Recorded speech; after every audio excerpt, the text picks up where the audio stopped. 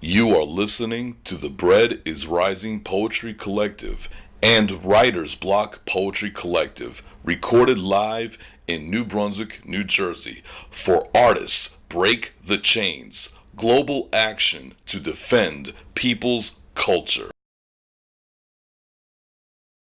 Hi, my name is Tanisha. I'm better known as Miss Peer, A-I-R, keeping it real. And the president of the Writer's Block. I'd like to welcome everyone here to the Writer's Block last open mic of the year. Hopefully, the rest of the people that's supposed to come will be here within the next 10-15 minutes. I would first like to start by not only welcoming you all here, but to, as part of the Writer's Block tradition, to read some of the celebrities' birthdays. Since we didn't have Writer's Block open mic in October, I'll read the October one. And for October birthdays, we have Gandhi, Johnny Cochran, Gwen Stefani, Al Sharpton, India Irene, Chubby Checker, Ashley Simpson, Bernie Mac, Grant Hill, Tony Braxton, Simon Cowell from what's that show? Forgot the name, but also Nick Buchanan, Desmond Tutu, Jesse Jackson, Bruno Mars, Eddie Guerrero, Ben Verini, Thelonious Monk, Maya, MC Light, Marion Jones, Ashanti, Beverly Johnson, Tisha Campbell Morton, Shirley Caesar, Usher, Vincent Martella, who voiced it as Phineas and Ferb, Keisha Cole, Eric Benet, Kim Wayans, Eminem, Wyclef, Mae Jameson, Howard Rollins, Neo, Chuck Berry, Wynton Marsalis, Evander Holyfield, Omar Gooding, Ellie Ripper, George Spanky McFarlane, and Donna Cameron. And that is the October celebrity birthdays. I'd like to shout out the members of the Writer's Block that couldn't be here today. Hopefully they'll be here January for the Writer's Block 4th year anniversary. Right, which will be DJed by Faye Robinson's grandson David. This is the DJ phenomenon. He's really good. So it'll be a big feast in January in honor of the Writer's Block 4th year anniversary celebration, and he'll be DJing there. And shout out to his grandmother who can't be here. And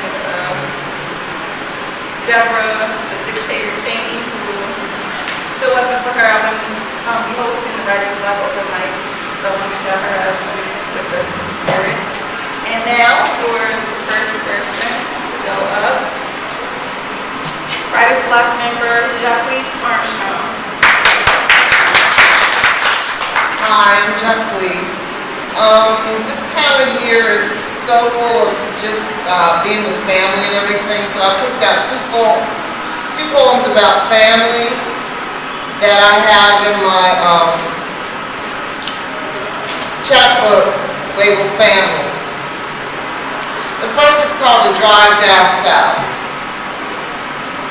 This is about every Christmas we would go down south and we would drive. It would be like a 13-hour drive, and you know the story. The drive down south. My mom always fixed a lunch, and before we got out the driveway, pass me a sandwich, please.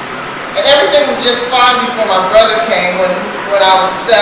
After he got old enough, it was, Jock has her foot on my side. He has a finger on my side. He's moving his hand above my leg, and on a 13-hour trip. I know my parents never looked forward to. And then my dad would pop in the B.B. King 8-track. As a child, I cringed. Caledonia, Caledonia, what makes your big head so hard? I guess the only half halfway sane one was my mom, the quintessential parent, who in retrospect had the patience of a saint. Thank you.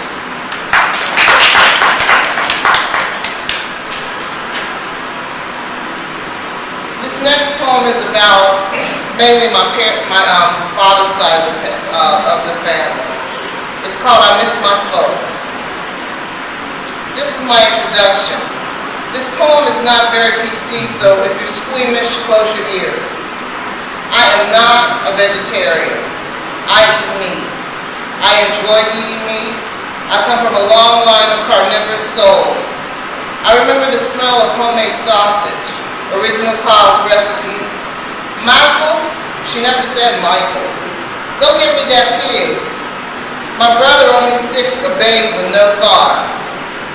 I never watched the process, only enjoyed the aftermath and the smell.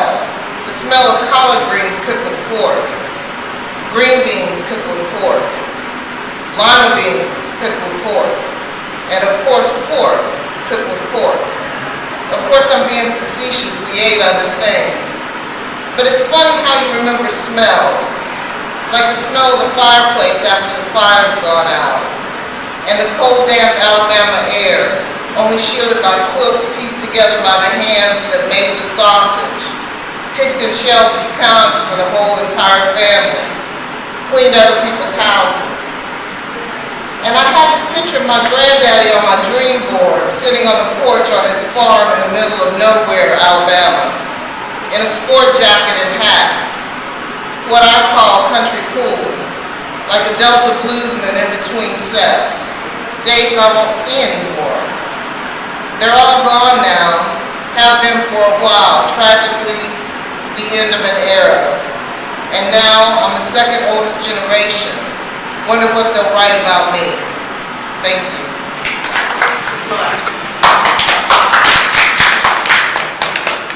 Thank you, Tanisha. And a big happy birthday to Tanisha right here. She's one of the November birthdays she didn't mention.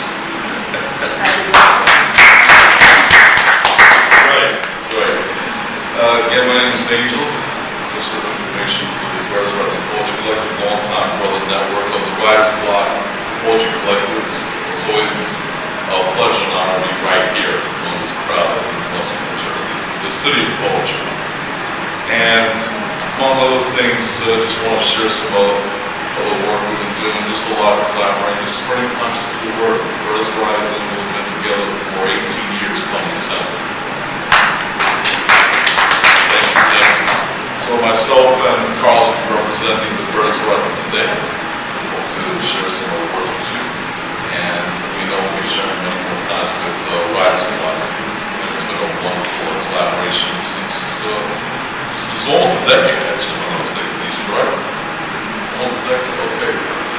And also we take the international and work with such groups as the People's Art Network based in the Philippines. You have to always communicate with people around the world. If you have poetry that's conscious, you always want to take people around the world and be ready to do that. And I want to give a big shout out to the Japanese Armstrong for starting the show tonight. That's a strong way to start here. Thank you. First poem I want to read just the concept of just remembrance. An old friend of the Brothers Rising Poetry Collective. And I first recited this poem actually for the Afternoon Dawn program that Brother Albert Fair was together right here on Brunswick State Radio. And it was for the Quantum program one year. And just the night before we had found out actually that the wonderful professor, the distinguished Professor Dennis Bruce had just passed on the first day of Kwanzaa. And I remember a lot of things about Professor Dennis Bruce, one of the great anti-apartheid fighters in South Africa. Well, he was forced into exile after serving his time in jail, fighting for the cause of the South African freedom fighters. And we meant to invite him one day to our poetry in New York. We had some trouble contact because he was back and forth, because he was a professor both in South Africa and in Pennsylvania and a few other places at the time. And we figured we couldn't catch him once, but we'll catch him eventually. We did, but before that happened, 3 in the morning, the phone rings. And I'm trying to figure out who was calling me 3 in the morning. I get the phone.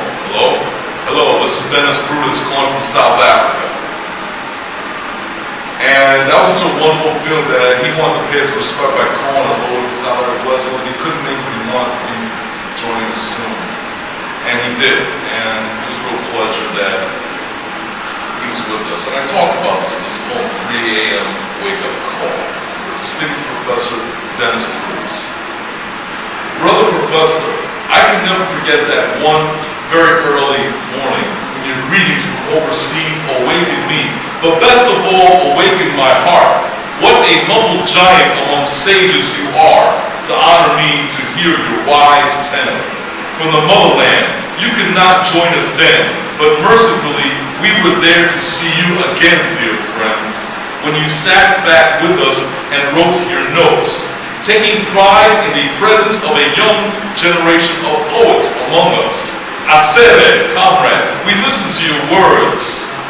How profound can a poet write a verse, expressing joy at picking up a feather from the ground, and then you invited us to have refreshments, as you called our humble feast in your honor. Yet for all the wonders of seeing you, learned comrade, nothing for me I hold dear, the same as your wake-up call to me, a joyous start to that Friday morning.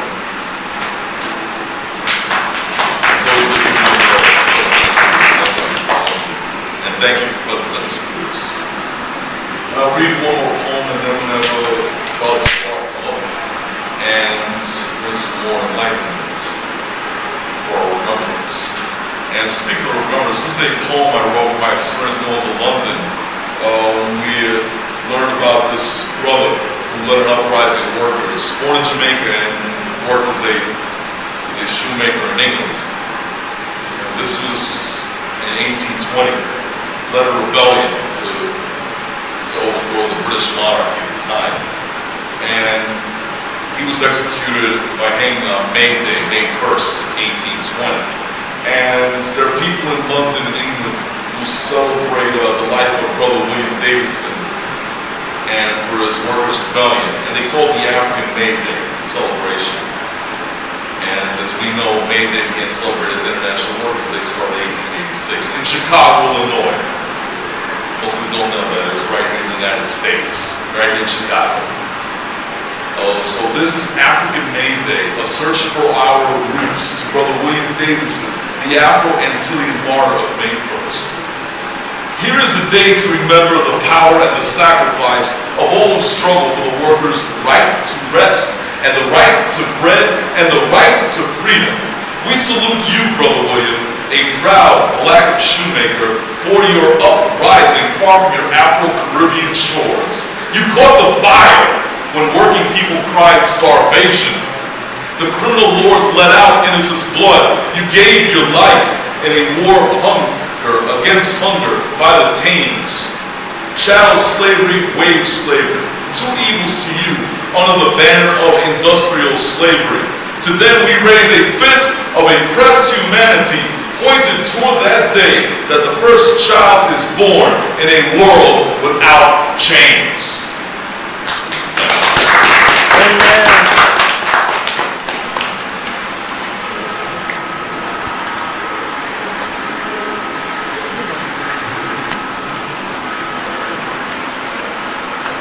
You know, I got about 3 little short poems, and this one is, it's called Mockery. I wrote this when I was in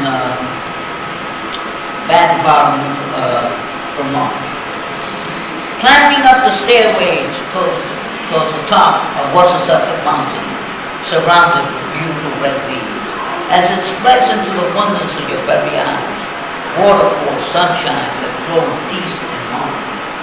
From east to west, we salute Battenberg and Keenan, New Hampshire.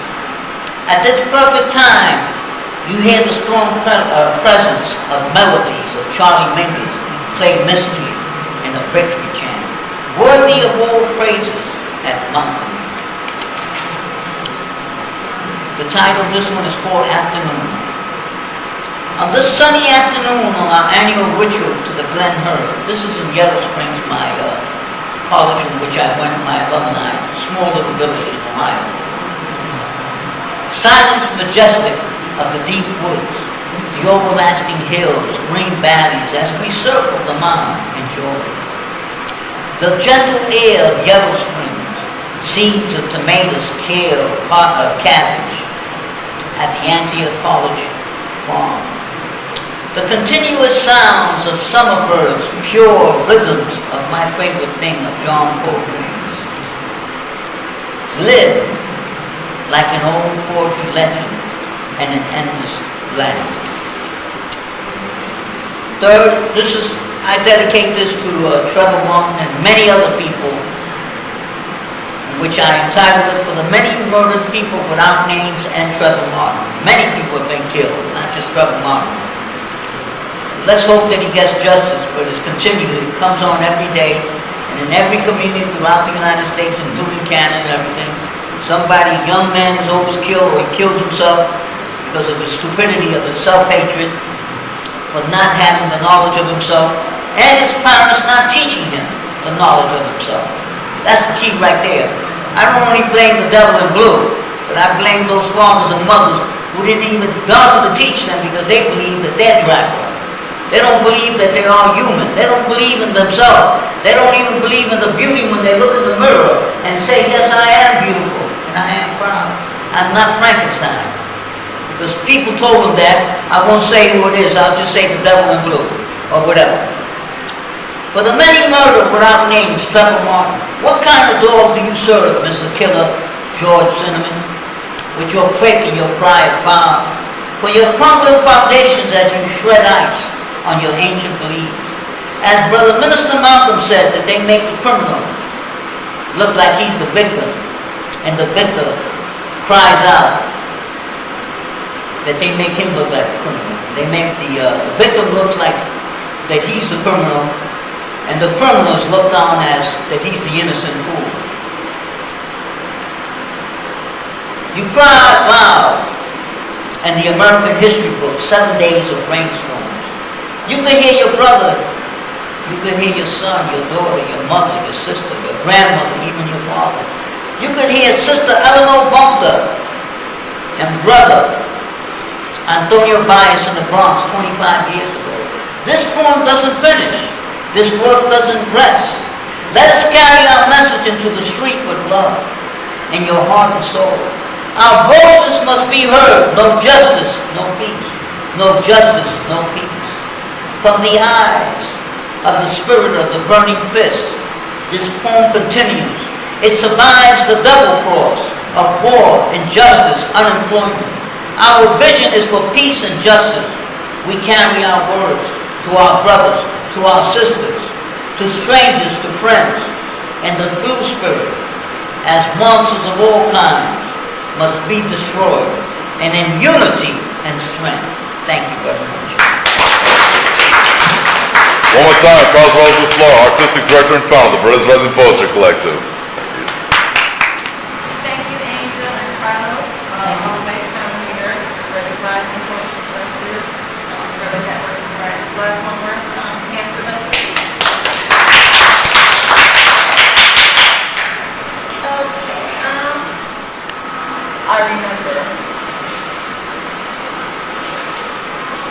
I remember love that was found. I remember love that was lost. I remember the struggles. I remember the blessings. I remember tribulations. I remember triumphs. I remember strengths. I remember weakness. I remember kindness. I remember animosity. I remember compassion. I remember indifference. I remember generosity. I remember selfishness. I remember loyalty. I remember betrayal. I remember peace. I remember unrest. I remember resentment. I remember contentment. I remember failure. I remember achievement. I remember harmony. I remember chaos. I remember patience. I remember intolerance. I remember joy. I remember sorrow. I remember who I was. I know who I am. I remember where I'm from, and I know where I'm going. And that's I remember. By me, Miss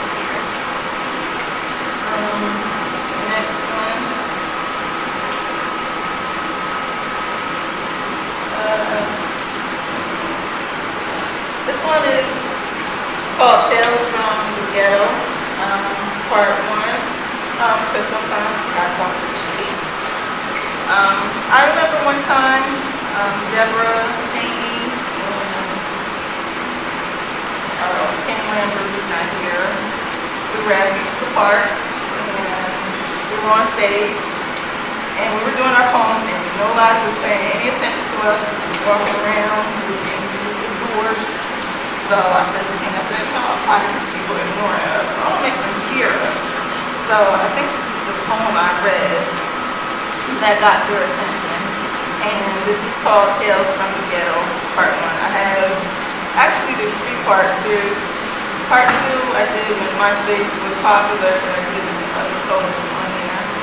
And I call it the remix, because I figured if you could remix a hip-hop album, it's here to remix a poem. So if you hear anybody say they remixed a poem, they got it from me, just to let you know. Anyway, this is Tales from the Ghetto. Tales from the Ghetto. This is not a fairy tale. This is about life in the hood, and it's not always good. Cold of the streets, and ghetto secrets never to be told. This is a lesson for the young and for the old. There is no love in the streets, so beware. Love is complicated and sometimes unfair. This is a ghetto tale about getting caught up, and don't get it twisted, the streets are rough. Something to get respect, you gotta be tough. Many who live by the gun die so young.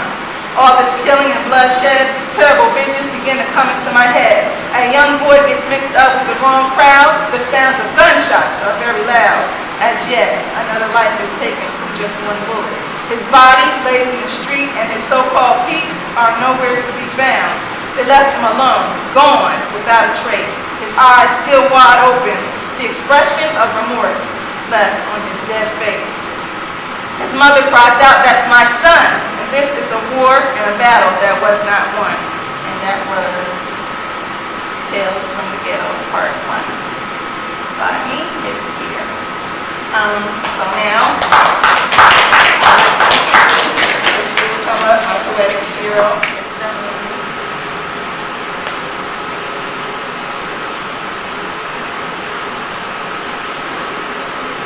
This one is called Tears of the Black Man. This is one of my favorite poems. I got inspired by this poem. I was doing a flyer for the Writer's Block, and I came across, as I was Googling pictures to get on my flyer for the Writer's Block, a picture. And so when I looked at this, oh, it's a really nice picture. So this poem came about, and this is called The Tears of a Black Man. The tears of a black man flow like the river. The tears of a black man tell untold stories. They tell stories of a cry of freedom from mental bondage and self-hatred. A cry to be released from the mental chains of oppression. The tears of a black man are often mistaken for weakness, yet the tears of a black man show his true strength. The tears of a black man represent all that he has been through. The tears of a black man represents the battle of self. The tears of a black man represents affliction and conflict from within. The tears of a black man represent all that he ever was and all that he is. It represents what he is capable of being. The tears are in fact an essence. The tears tell a story of generation to generation. Look into the eyes of a warrior, and there you will find the tears of a black man. And that's Tears of a Black Man. This is one of the remixes, actually. It's called Too True for You to Handle, the remix. And it took a couple years to write this remix, because the first one we did was, I guess, 3 years before this one. Shout out again to Isis Original, aka Ion, who gave Writer's Block its name, and like a celebration will be here in January of this year. This is Too True for You to Handle, the remix to Too Strong, Too True, Too Real. I was too real, and you couldn't handle it. I was too strong, and you couldn't accept that. I was loyal and dedicated, and you didn't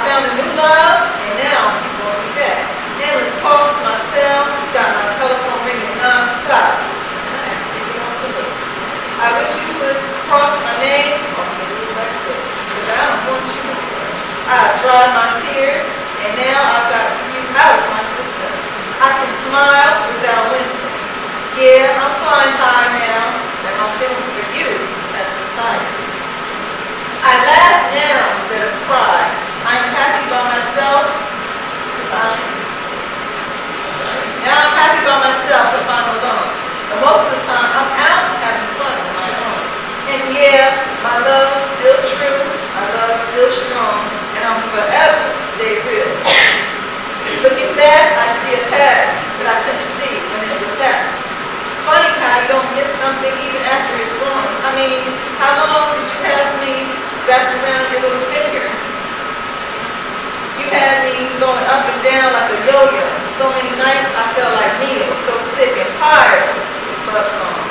But now, life without you is like the flu. I'm glad you're gone. Yeah, my love was true. My love was strong. And you know the deal. I kept it real all day long. I used to wonder what I did wrong. And now I realize you were wrong.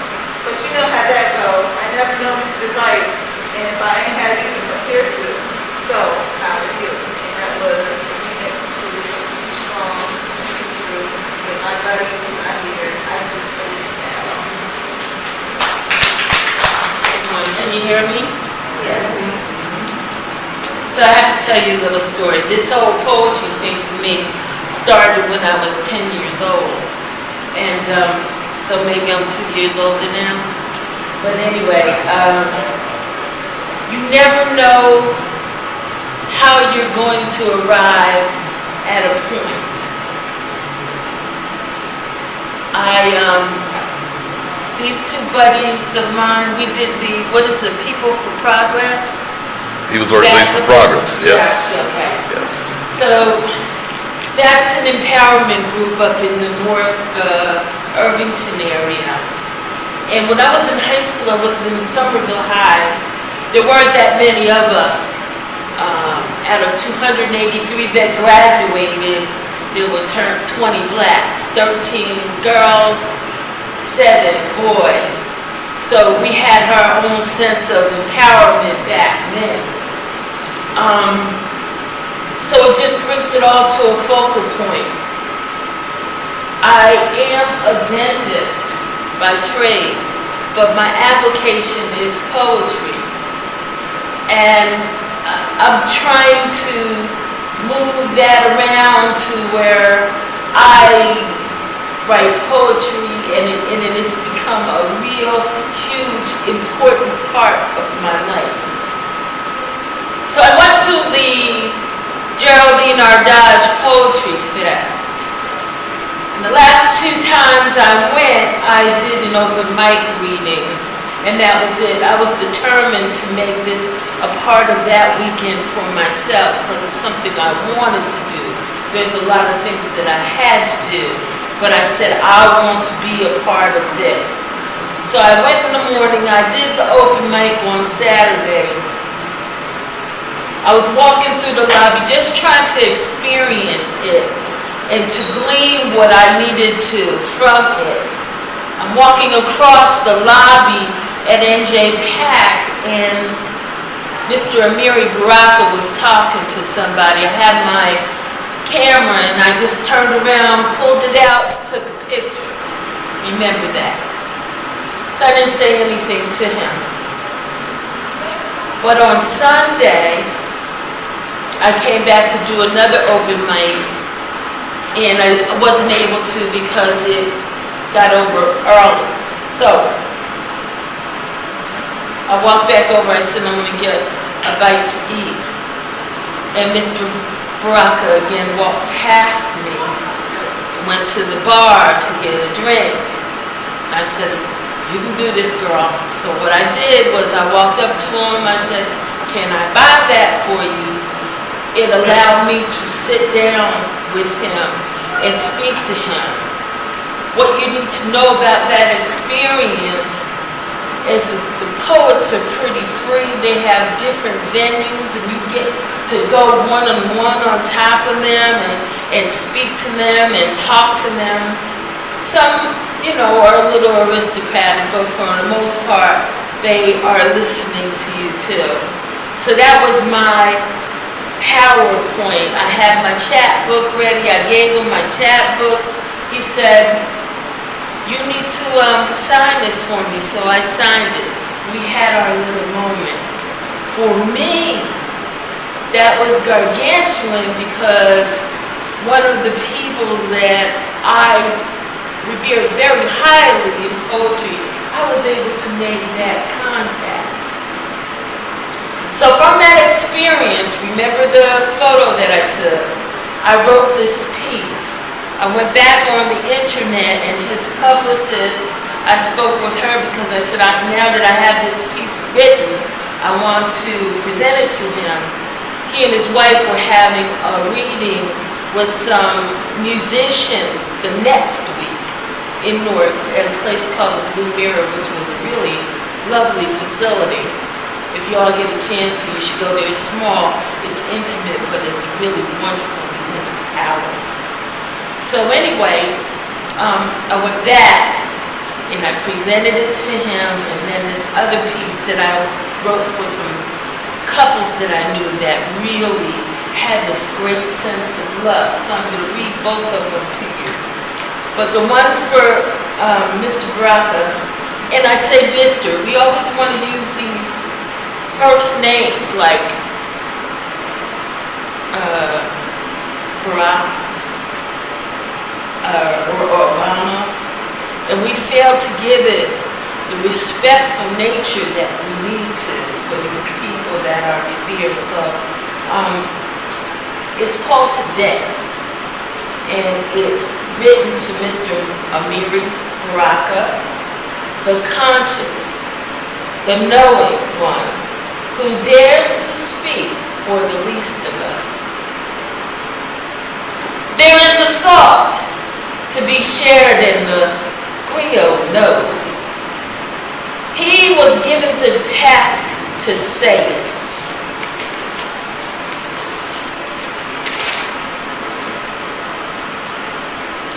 The phoenix soars. The phoenix has risen again from the ashes, more fortified on the precipice of his game. He sees, surveys, and determines the landscape's potential. He instinctively knows the dilution of the perfect microcosm, reduced to ordinary, to nothing special at all, to minutia. The decay of the foundation of the very essence of living for those who lack enough, for those who cannot speak, for those most vulnerable to the constant, untimely, vacuous, negative turns in life. If you want a 4-page accurate history of this, of where it be, listen, listen, listen, big. It is present. It is here. To touch, to feel, to research, to know for yourself.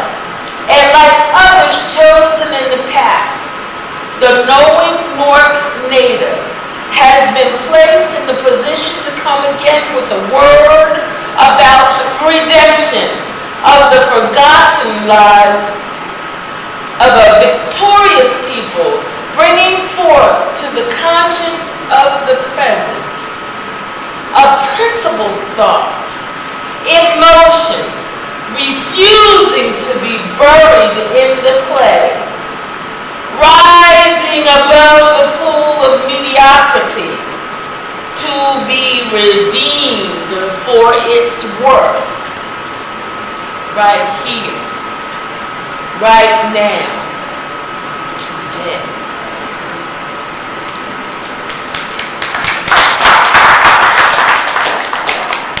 And you young folks who may not know who that is, please go look it up on the internet so you know who he is. He started out being Leroy Jones from Newark, New Jersey, and then becoming Amiri Baraka. And he is a voice that is here, that is now, that is walking history. And what I have learned recently, when you feel it inside that you want to speak to someone about things that you want to know, do it right now. Don't wait on it. And you'd be surprised that those folks you place here are really right here with you. and we'll spend the time, because after a certain point in your life, it's all about the legacy and what you give to those that are coming behind you. So I had my wonderful history moment. If it never happens again, I did it. I did it. And I'm happy for it. Now there seem to be some people that are in love here. So this is going to be for you. I have a mentor who is my father in dentistry. I have 2 classmates that got married. They met each other in my class. So I've had an opportunity to see them all the way and know truly what love is. You only see a small picture of what love is when you look on television. But true love goes like a heartbeat, and it's up and down. And sometimes it does go all the way down and come all the way back up in the QRST waves. So sticking together through all of that is what truly love means for you. And when you look around now, you look at your parents, you look at your grandparents, you look at the budding love that you may have for yourself, then you will begin to understand what love is. And it's all about being there, staying there. This piece is called Together, Inseparable as One. And it is dedicated to the couples who know just what it means to be one. I feel your presence as you enter the room. We breathe the same sweet breath of air as we share our morning cup of joe. You know my mood without my speaking a word. Your touch is tender as it strokes my hand. You find a special place behind my ear to kiss the boredom away. I wonder how I ever lived without you. You consume my thoughts when I am away from you. You place a smile on my lips at the mere existence of your physical being. You are the Alpha and Omega of my love. You give me warmth. I give you love. You give me peace. I anoint you with joy. I stand every day for your honor. You fortress us against any adversity. I am smitten with you and you know it. I am comforted by your unspoken syllables. You let me speak for your desires. We have cleaved to each other in the center of a radiant core. Together, inseparable.